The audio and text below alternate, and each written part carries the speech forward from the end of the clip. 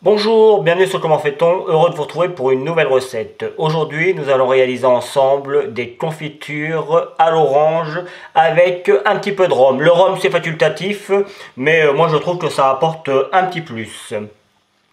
Donc, dans un premier temps, j'ai simplement épluché mes oranges comme vous pouvez le voir. J'ai juste enlevé les membranes, vous savez la membrane blanche là qui est un petit peu, qui est difficile à manger. Donc ça s'enlève très bien et évidemment on enlève la peau. Alors si c'est des oranges bio, sachez que vous pourriez faire des petits zestes avec la peau et en mettre un petit peu dans la confiture, c'est très bon.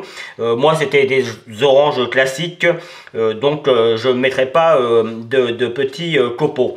Donc ça, mais le principe reste le même pour la confiture. Donc j'ai mis 800 g de chair et de jus d'orange. Et puis j'ai mis 600 g de sucre, un petit peu moins que la moyenne, puisque normalement pour faire des confitures c'est du temps pour temps.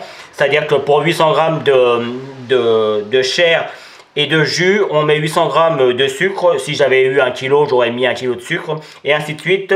Moi je préfère les cuire un petit peu plus longtemps et savoir qu'elles vont se conserver peut-être un petit peu moins longtemps parce que c'est le sucre hein, dans les confitures qui fait la conservation. Mais voilà, après c'est juste déjà 600 g de sucre pour 800 g de fruits, c'est déjà beaucoup. Donc moi je trouve que c'est largement assez. Et je rajoute également 35 g de rhum que je mets tout de suite parce que moi c'est juste le goût du rhum que je veux et non pas l'alcool. Et c'est parti, je mets sur feu doux. Et on mélange bien comme il faut au départ, vous voyez, à l'aide d'une cuillère en bois. Et à partir du moment où ça va commencer à bouillir, il faut compter entre 20 et 30 minutes hein, de cuisson. Mais je vous donnerai le temps exact parce que là, j'en ai pas une grosse quantité, donc ça peut être un petit peu moins. Comme ça peut être un petit peu plus, ça dépend de plein de choses. Hein, la confiture, c'est vraiment, souvent on fait ça à l'œil. Donc là, c'est parti. Pour la cuisson, dès que ça arrive à ébullition, je vous l'ai dit, mais je reviendrai vers vous, il faut compter environ, allez, 20 minutes sûres et voire un petit peu plus. On est à environ 5 minutes après le début de l'ébullition et vous voyez, le sucre s'est déjà mélangé avec le jus. Évidemment, le jus est ressorti de toute la chair et là, on commence déjà à obtenir le début de la confiture. Et là maintenant c'est parti pour la cuisson. Alors juste pour info, personnellement je ne mets pas de gélifiant. Pour ceux qui voudraient avoir quelque chose d'un petit peu plus gélifié, vous pouvez toujours mettre un morceau, le trognon d'une pomme, ça marche très bien. Maintenant si vous utilisez votre confiture suffisamment longtemps, la confiture va prendre sans aucun problème. L'orange ayant un taux de peptine suffisant pour pouvoir faire une confiture de qualité. Cela fait environ 20 minutes que les confitures cuisent. Comme vous pouvez le voir, ça a déjà bien réduit. Alors pour l'orange, il y a très peu d'écume. Vous savez, l'écume c'est la partie blanchâtre qui peut venir se déposer sur le dessus. Là vous voyez, on n'en a quasiment pas. Donc il n'y a pas besoin de l'enlever. Si vous en avez un petit peu, vous l'écumez hein, justement. Vous prenez une passoire et puis vous venez juste sur le dessus enlever la partie blanchâtre.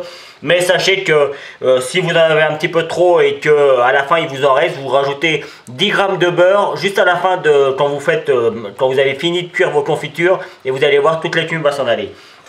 Donc pour savoir si les confitures sont cuites, bien que là moi je le sais vis-à-vis de ma cuillère, je sais que ça manque encore un petit peu, mais c'est la petite astuce. On prend une assiette que vous mettez au congélateur et puis simplement il faut que la confiture vienne siéger quasiment au contact. Vous voyez là on voit bien, là ça fiège pas du tout. Là il faut encore au moins 5 minutes de cuisson. Mais je pense que c'est un petit peu plus. De toute façon, on le voit, vous voyez, si je prends avec ma cuillère, on voit bien que c'est encore liquide. Normalement, le sirop doit être plus épais que ça. Mais disons que la petite assiette vous donne quand même une indication. Vous voyez, on est quand même pas loin, hein. Ça commence à accrocher, mais on n'est pas encore sur la confiture qui accroche tout de suite. Donc je vais remettre mon assiette au congélateur. Et puis comme ça fait 20 minutes, je vais encore laisser, je pense que je vais y être aux 30 minutes.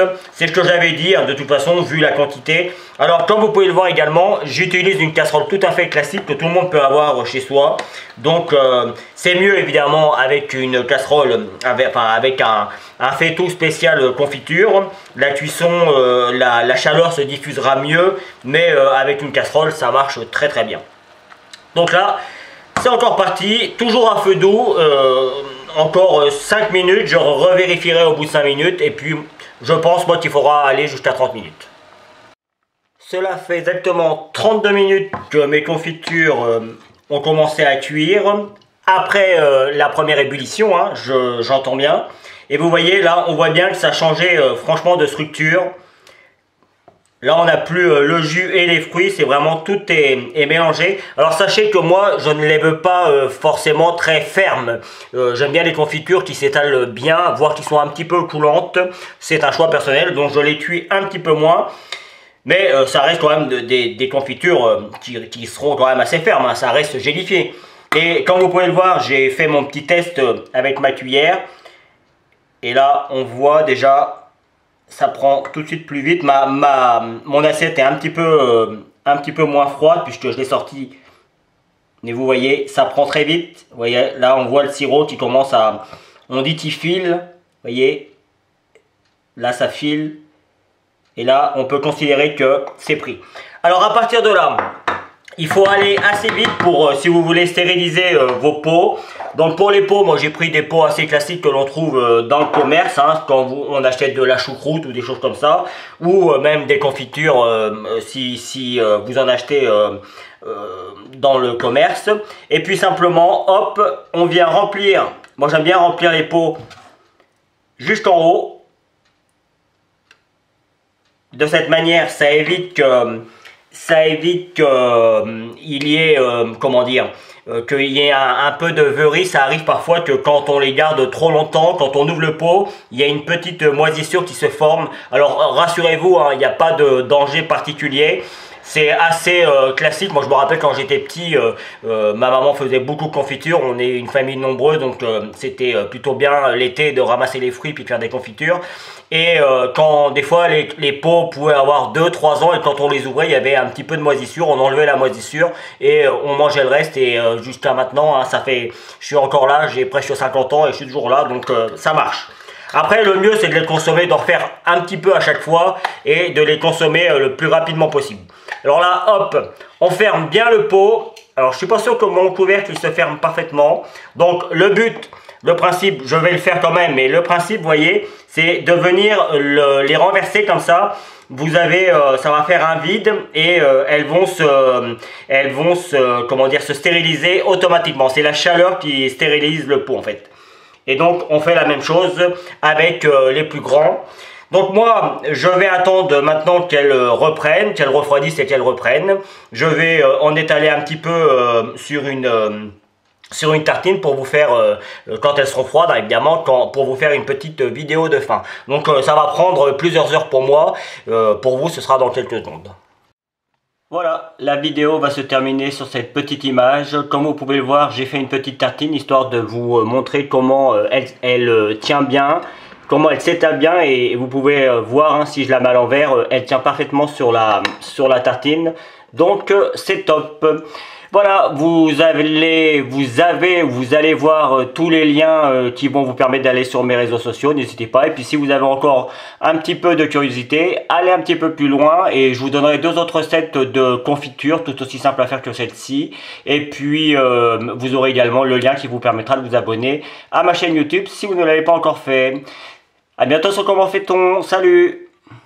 Vous pouvez vous abonner maintenant à ma chaîne YouTube, c'est ici. N'oubliez pas la petite cloche pour les notifications. Vous avez également le lien qui va vous amener sur mon site www.commentfaiton.com où vous retrouverez l'ensemble de mes recettes.